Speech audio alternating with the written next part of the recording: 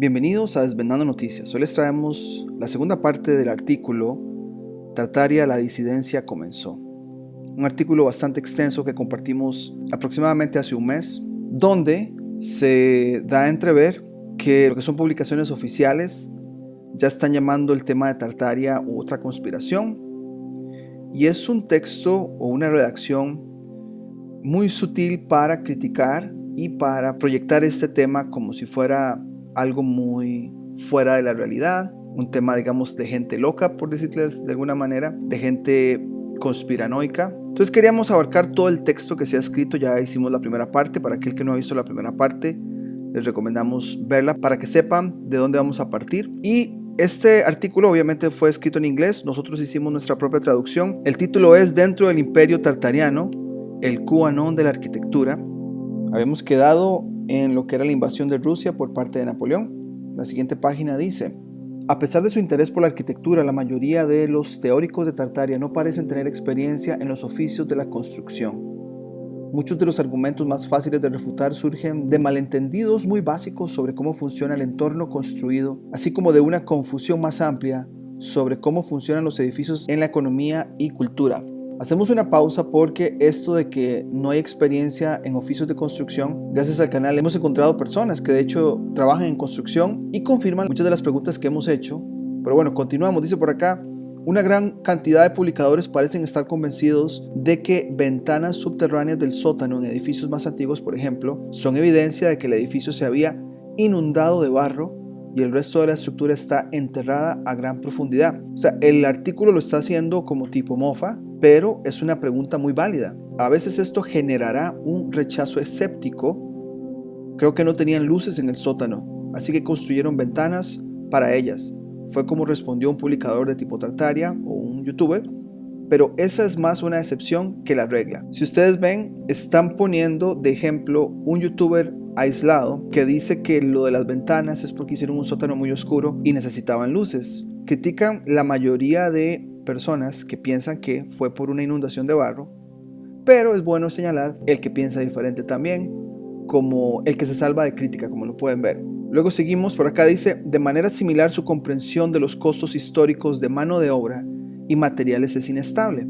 Antes de la revolución industrial, la mano de obra era barata, por lo que pagar a los artesanos para esculpir mampostería elaborada, incluso para estructuras relativamente humildes, no era el gran gasto que parece hoy, cuando los precios de la mano de obra son más altos y el acero, el concreto y el vidrio fabricado en fábricas son baratos.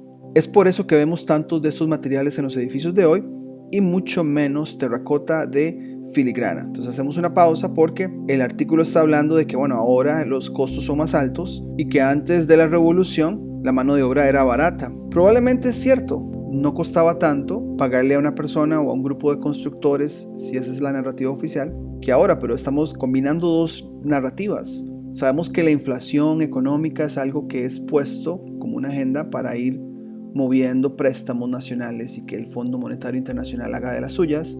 Y quizá hace 100 años, como lo hemos tocado en el canal, varias edificaciones salieron a flote, ya sea porque la tierra ya revelaba algo, entonces era necesario encubrir de una manera rápida. De hecho, tenemos un video en el canal que se llama La Edad Dorada, donde en Estados Unidos, hace 100 años, un grupo les llamaban los Robber Barons, que son la gente adinerada, tipo Bill Gates y los dueños de Google, por ejemplo, hace 100 años, que estaban involucrados en toda la industrialización. Ellos mismos construían mansiones que era muy difícil de construirlas en poco tiempo y después eran derrumbadas. Entonces creo que por la rapidez de encubrir se les obligó a construirlo más rápido, o poder encubrirlo más rápido, o poder restaurarlo más rápido. Una de las negaciones más categóricas en los círculos tartarianos es que los edificios públicos como las escuelas y las oficinas de correos se construyeron con proporciones monumentales y una estética elegante. Se burlan de los edificios del Segundo Imperio diseñados por Alfred Mulet después de la Guerra Civil. Por ejemplo, ¿cuántas estampillas vendiste para construirte una oficina de correos como esta?, dice el popular youtuber de temas de Tartaria John Levy en uno de sus videos. Absolutamente ridículo, la oficina de correos siempre ha tenido problemas. Tiene más de 100,000 suscriptores el señor Levy. Muchos de nosotros estamos familiarizados con el trabajo de John Levy, de hecho acá en el canal hemos hecho doblajes de él en el pasado. Es una pregunta válida. Si ese edificio solamente es para correos y ven la tipo de arquitectura qué se necesitó para construirse. Y si quizá fue encontrado y después restaurado, la pregunta es, bueno, para un uso tan simple como estampillas, ¿cómo puede verse así o cómo lo pusieron así en imágenes o en retratos? Parte de esta confusión es la falta de familiaridad. La aduana y la oficina de correos de los Estados Unidos, de Muleda en San Luis, por ejemplo, era un enorme proyecto federal construido para procesar el correo de 10 estados y 4 territorios de Estados Unidos, no un depósito de cartas vecinales. Pero más allá de esto, existe una negativa más amplia, a creer que la arquitectura pública podría haberse construido en una atmósfera de generosidad y abundancia. Vamos a hacer una pausa por ahí, porque esto de que lo justifican como que era un edificio usado para muchos estados, es una pregunta que también nosotros hemos hecho. O sea, se encuentran en un edificio grande y ellos tienen que buscarle un uso que justifique el tamaño del edificio grande, como ha pasado también con las catedrales. Después dice por acá que muchos de los que investigamos de Tartaria hablamos de que en el pasado la arquitectura pública se había construido en una atmósfera de generosidad y abundancia, como que soltaban dinero para poder construir estas edificaciones tan monumentales. Dice por acá que esto se refleja en su asombro ante los grandes vestíbulos de doble altura y las puertas arqueadas de los edificios antiguos, que ven como artefactos que no están destinados a nosotros.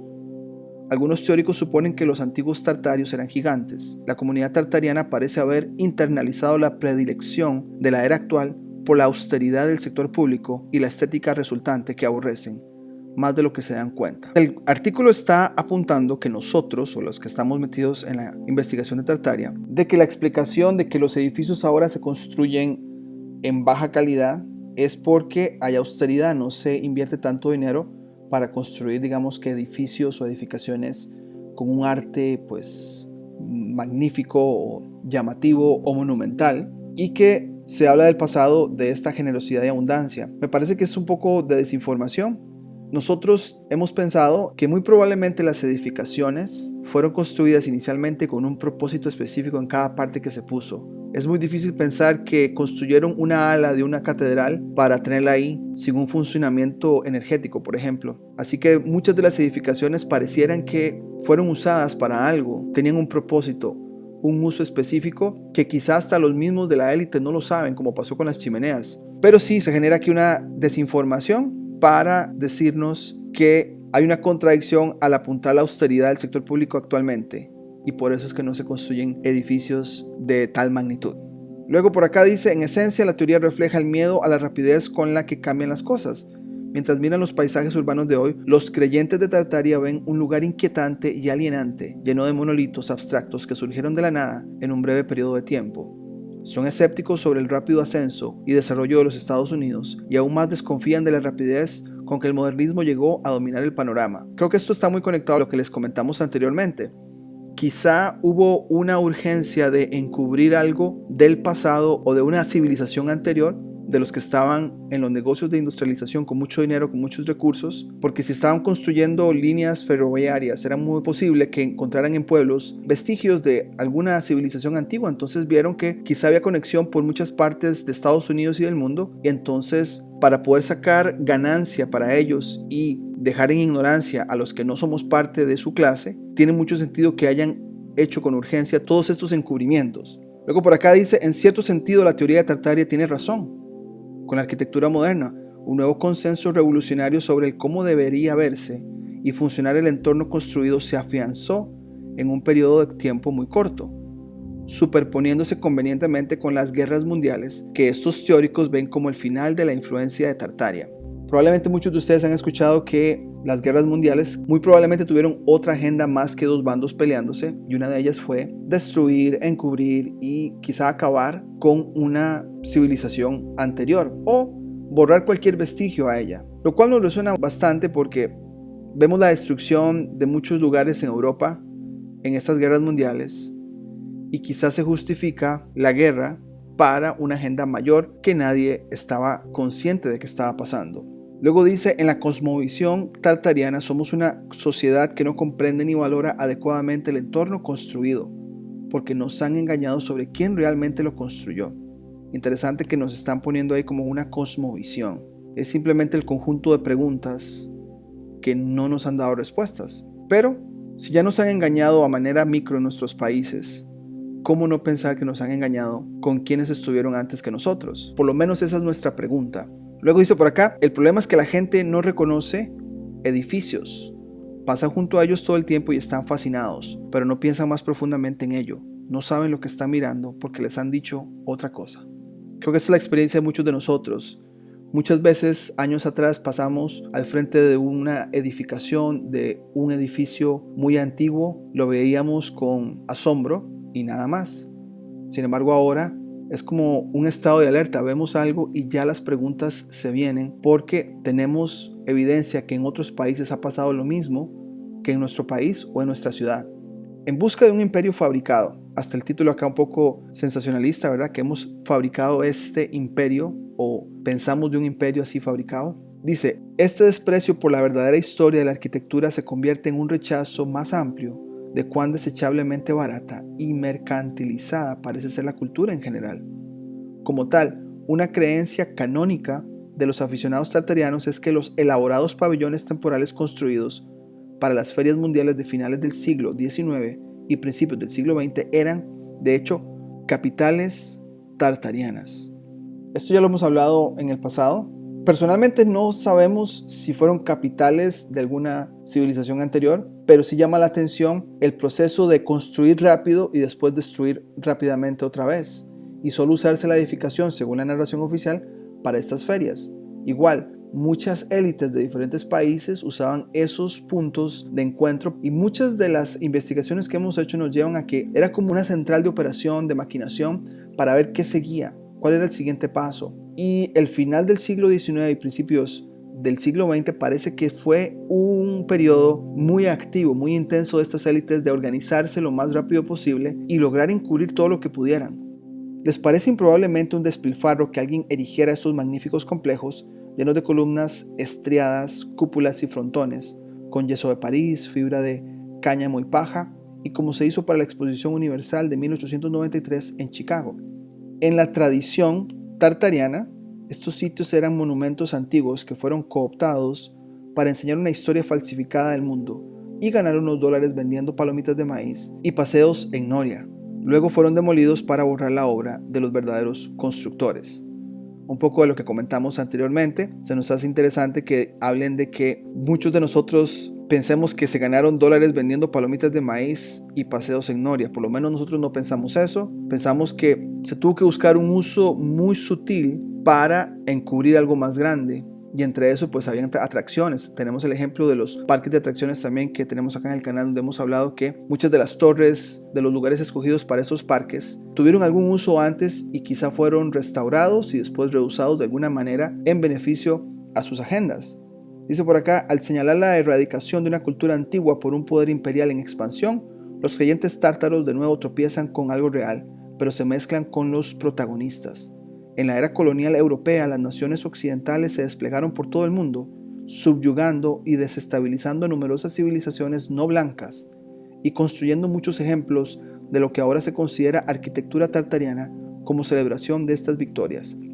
Pero cuando el youtuber John Levy, una vez más, Hong Kong, Shanghai Bank, van a ver ahí la foto, el resto de la infraestructura bancaria de la década de 1920 construida a lo largo del río Huangpu de Shanghái, no ve la obra de extracción de riqueza de un imperio rapaz del siglo XX en el universo de Tartaria. Así lo ponen, Tartaria verso, Tartary verse. Un poco de cinismo, burla, mofa, decir que estamos viviendo un Tartaria verso. Ahora esto se nos hizo interesante porque señalan que John Levy habla de este lugar en Hong Kong, que está construida a lo largo de ¿qué? A lo largo de un río. Volvemos al tema de los recursos, que muchas de esas edificaciones quizá fueron lugares donde se almacenaron recursos y los robber barons de hace 100 años supieron eso y supieron que se repitió por muchas partes del mundo y fueron a marcar, o fue fácil de identificar dónde estaban, acapararon estos lugares, extrayeron todo lo que pudieron extraer y después lo dejaron como si no fuera tan importante.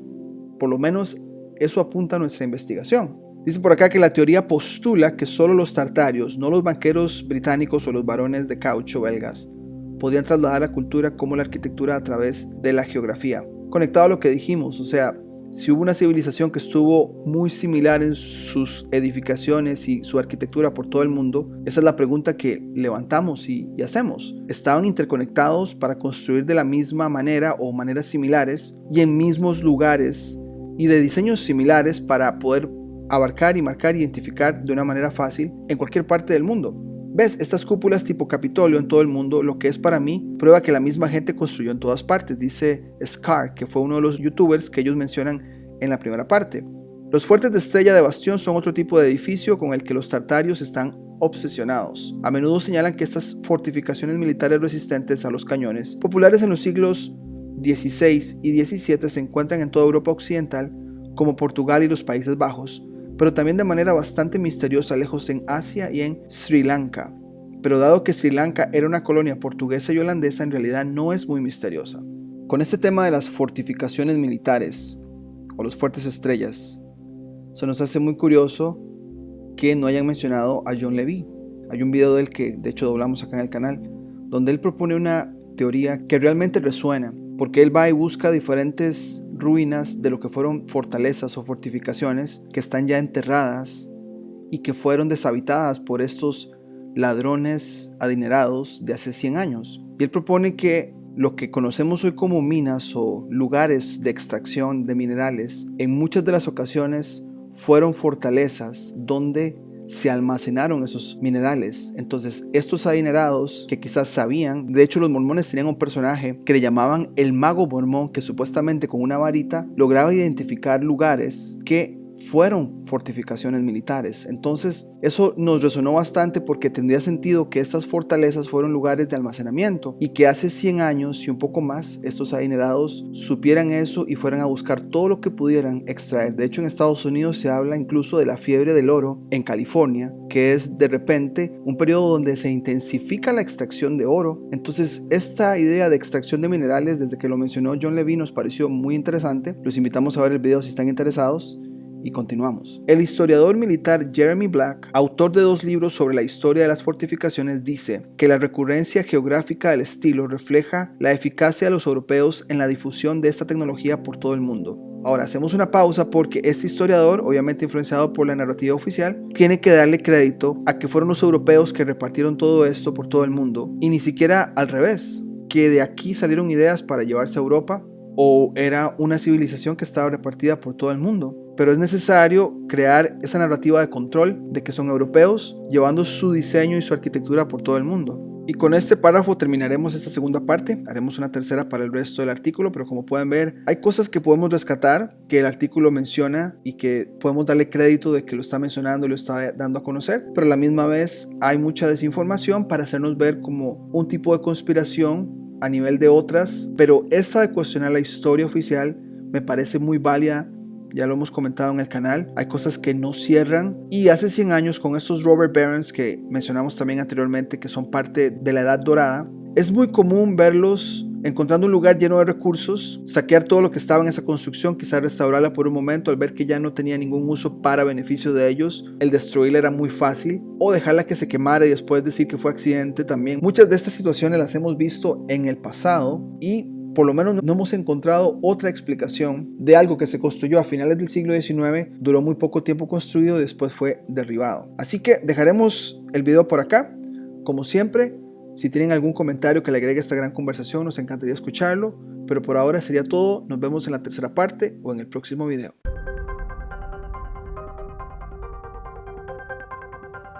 Si te gustó el contenido del canal, no olvides suscribirte, darle campanita para notificaciones, darle me gusta, comentar o compartir.